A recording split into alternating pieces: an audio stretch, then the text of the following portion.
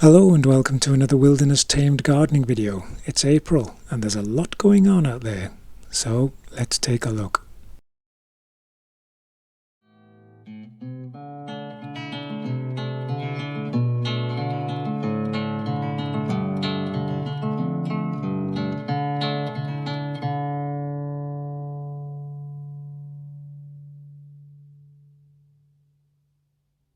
So it really is about the joys of spring. There's so much happening. Every day I'm coming out here, having a look deep down into the undergrowth and seeing what new leaves are emerging.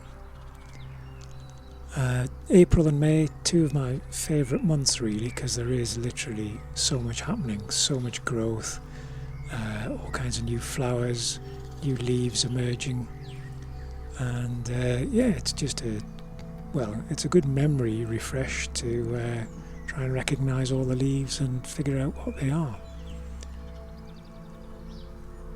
So looking deep down in here, we can see plantain, common knapweed, there's plantain flowers there, there's clover, that's devil's bit scabious in the foreground there, creeping buttercup, lots of moss. All those tiny little rounded purple leaves belong to cuckoo flower or lady smock, so they've all self-seeded around the damp edges of the ponds. There's more clover, moss, and a plant I'm particularly proud of, the globe flower, I think is the common name, Trollius cross-europea. There's water mint there behind it on the pond edge. Then into the water itself we've got lesser spearwort. There's the broad bronzy leaves of the broad-leaved pondweed. There's some recently seeded cowslips on the edge of one of the ponds there. I'll just zoom in on that. Sometimes takes them a few years to produce flowers, but the leaves are very distinct, those ribbed, spear-shaped leaves. Another distinct leaf is the spotted marsh orchid, I believe it is. Did just have one of those, but there's, again, it's seeded and there's 30 plus around the garden. Panning up from that, there's ragged robin, water forget-me-not, the grassy leaves of Carex acuta, the yellow-flowered marsh marigold there. These are sneezewort stems. Emerges fairly early in the year, but won't produce any flowers till sort of August, September time. There's some water mint with the purpley undersides. There's another spotted orchid rosette there, centre frame, just disappearing from view. And we pan up with a view back towards the house.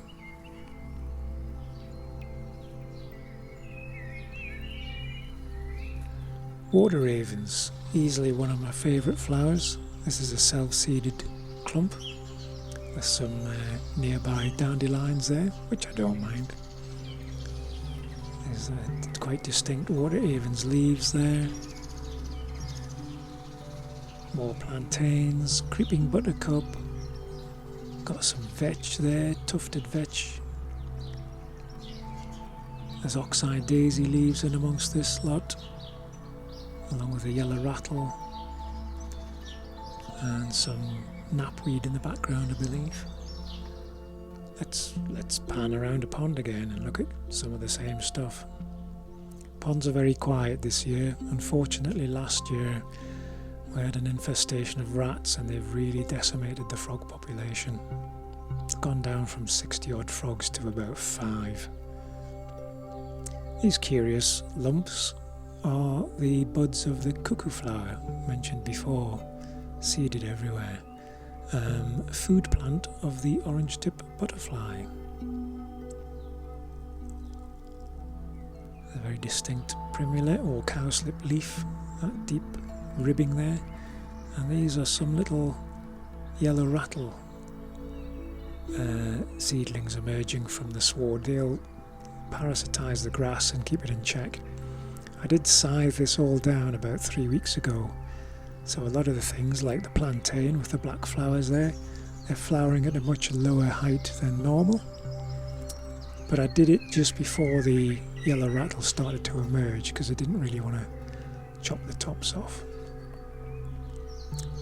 Some Jacob's ladder there, very ornamental, decorative perennial, and forming a little backdrop to it is some, I think it's sheep sorrel. Has a very nice decorative red flower, and when it goes to seed it's a favourite food of the goldfinches. Can't get enough of ferns, just such a tough, resilient and decorative plant.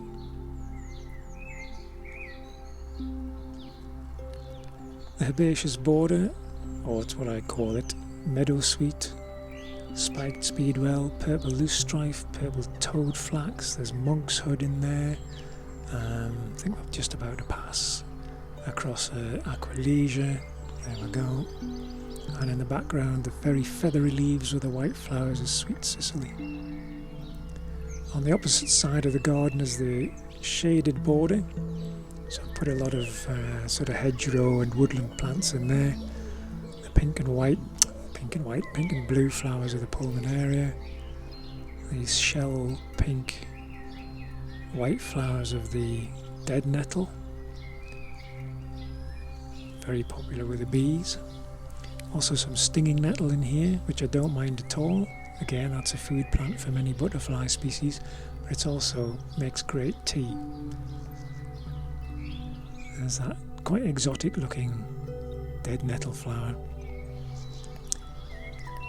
Towards the back of this border you can see the drooping stems of Solomon's seal. It's the plant that has those little creamy white bell-shaped flowers that hang beneath the leaves. Very elegant plant. There's a common card bee feeding on the pulmonaria. And to finish off, a snakehead fritillary. This is one of 3 surviving from, I planted originally about 25, but they do like a wet meadow and it's maybe just been too dry for them. But earlier on this year I did discover some self-seeded leaves emerging on the edge of one of the ponds, so all is not lost. So I hope this has inspired you to get out yourselves and have a look, a good rummage around in the undergrowth to see what's coming up in your own gardens. As I say, April, May are 2 of my favourite months because there's just so much happening. It's almost every day there's new things appearing. So yeah, fills the heart with joy.